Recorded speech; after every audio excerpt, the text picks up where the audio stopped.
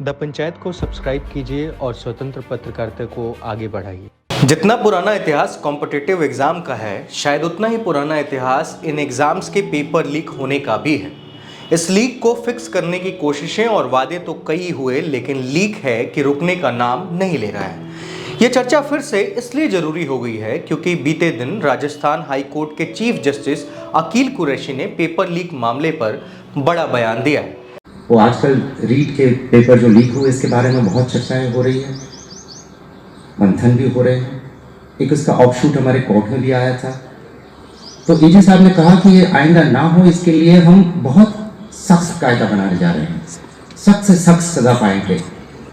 Court का मामला था, कुछ बोलना मैंने उचित नहीं समझा, लेकिन मेरे दिमाग में मैंने कहा कि आप चाहे मृत्यु दंड भी क्यों ना कर लेते, जब तक बेरोजगारी का मसला हम नहीं सुलझा पाएंगे तो पेपर्स लीक होते ही रहेंगे।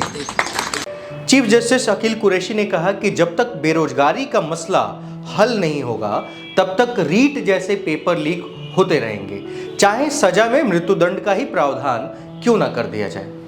आज के इस प्रतिस्पर्धा के दौर में सरकार को रोजगार और आजीविका के नए विकल्प ढूंढने होंगे। चीफ जस्टिस कुरैशी ने मंगलवार को नारी निकेतन परिसर बाल परामर्श एवं कौशल विकास प्रशिक्षण केंद्र के लोकार्पण समारोह में यह बात कही है। उन्होंने कहा कि आजकल रीट के पेपर लीक होने पर चर्चा हो रही है, बहुत मंथन किया जा रहा है। इससे जुड़ा मसला हमारे कोर्ट में भी आया था। आगे से ऐसा ना हो, इसके लिए हम बहुत सख्त सजा का प्रावधान करने जा रहे हैं। कोर्ट का मसला था, मैंने कुछ बोलना उचित नहीं समझा। हालांकि मेरे दिमाग ने कहा था कि अब चाहे मृत्युदंड का प्रावधान ही क्यों ना कर दें, बेरोजगारी का मसला हम सुलझा नहीं पाएंगे तो पेपर लीक होते रहेंगे। आखिर क्यों और कैसे होता है ये पेपर लीक, आपको यहाँ से समझाते हैं और बताते हैं कि क्या कारण है।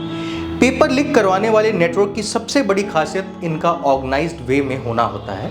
इलाहाबाद और पटना जैसे बड़े स्टडी सेंटरों पर जहां लाखों की संख्या में लोग कॉम्पिटिटिव एग्जाम देते हैं, पेपरों के लीक करवाने वाले नेटवर्क को चलाने वाले बरसों से इस काम में यहीं पर लगे हुए हैं। अपना नाम न छापने की शर्त पर इस नेटवर्क से जुड़े कुछ लोग यह भी बताते हैं कि नेटवर्क में ऊपर बैठे इंसान के रिलेशन की वजह से ही ऐसा कर पाना मुमकिन हो पाता है, वरना सब कुछ मैनेज करना बड़ा मुश्किल है। पेपर लीक नेटवर्क इस हद तक ऑर्गेनाइज्ड है कि ऊपर यानी कि एग्जाम कराने वाली एजेंसी से लेकर नीचे यानी कि पुलिस और सरकारी वकील तक सब कुछ पहले से सेट कर लिया जाता है। पेपर लीक करवाने के इस धंधे के बड़े खिलाड़ी कोचिंग इंस्टीट्यूट भी हैं। पैसा खर्च करने की स्थिति में मौजूद स्टूडेंट्स के जरिए पैसा उगाही और उसे मेन सरगना तक पहुंचाना कोचिंग सेंटरों के जिम्मे होता है। कोचिंग का डबल फायदा, पेपर लीक के लिए पैसों में उनका हिस्सा होता है और साथ ही स्टूडेंट्स का सिलेक्शन होने पर साख अलग से मजबूत हो रही होती है। मजबूत साख का मतलब है अगली बार मोटी फीस वसूलने का अधिकार मिल जाना। पेपर लीक का काम भले ही बेईमानी का है, लेकिन इसमें पैसों का लेन देन बेहद ईमानदारी तरीके से होता है। जो धंधे में पुराने होते हैं वे धोखा नहीं देते। कई पेपर लीक करने वाले कुछ रकम एडवांस और पेपर सही निकलने पर बाकी रकम देने का फॉर्मूला अपनाते हैं, तो कुछ बिना पैसे लिए ही पर्चे दे देते हैं। इस तरह की सेटिंग करवाने वाले इस बात को लेकर निश्चिंत रहते हैं कि वे पैसा वसूल लेंगे। वे सिस्टम में लूप होल के जरिए अगर पेपर आउट करा सकते हैं तो किसी से पैसा वसूलने के लिए हर तरह के हथकंडे भी अपना ही सकते हैं। ये भी आप बखूबी जानते हैं। अब समझिए कि किसी भी एग्जाम का पेपर कहां से और कैसे लीक होता है। इसका कोई तय फॉर्मूला तो नहीं है। हर एग्जाम के लिए जरिया अलग अलग हो सकता है। ऐसे में जानकार पेपर लीक होने के बारे में कई तरह की अटकलें लगाते हैं। पेपर सेट करने के लिए बनाए गए पैनल के जरिए हर एग्जाम में पेपर सेट करने के लिए सब्जेक्ट के सीनियर टीचर का पैनल बनाया जाता है। बरसों तक पैनल का हिस्सा रहे टीचर्स भी इस नेटवर्क का हिस्सा बनते रहे हैं। एग्जाम कंडक्ट कराने वाली एजेंसी के जरिए एग्जाम को कंडक्ट कराने की जिम्मेदारी एसएससी, पीएससी जैसी संस्थाओं के जिम्मे होती है। पेपर से लेकर कॉपियों तक की कस्टडी फाइनल स्टेज में इनके पास ही होती है।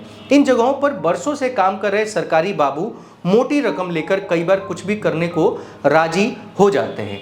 पेपर प्रिंटिंग का जिम्मा उठाने वाली एजेंसी के जरिए वैसे तो पेपर प्रिंटिंग का जिम्मा सरकारी प्रेस को ही दिया जाता है, लेकिन हाल में प्राइवेट कंपनियों को भी इस तरह के ठेके दिए जा रहे हैं। तकनीक के बढ़ते दखल के चलते एग्जाम पेपर को बाहर निकालना अब पहले से काफ़ी आसान हो गया है। पहले जहां कागजात बाहर लाने पड़ते थे, अब मोबाइल कैमरा का ही सहारा सारा काम कर देता है।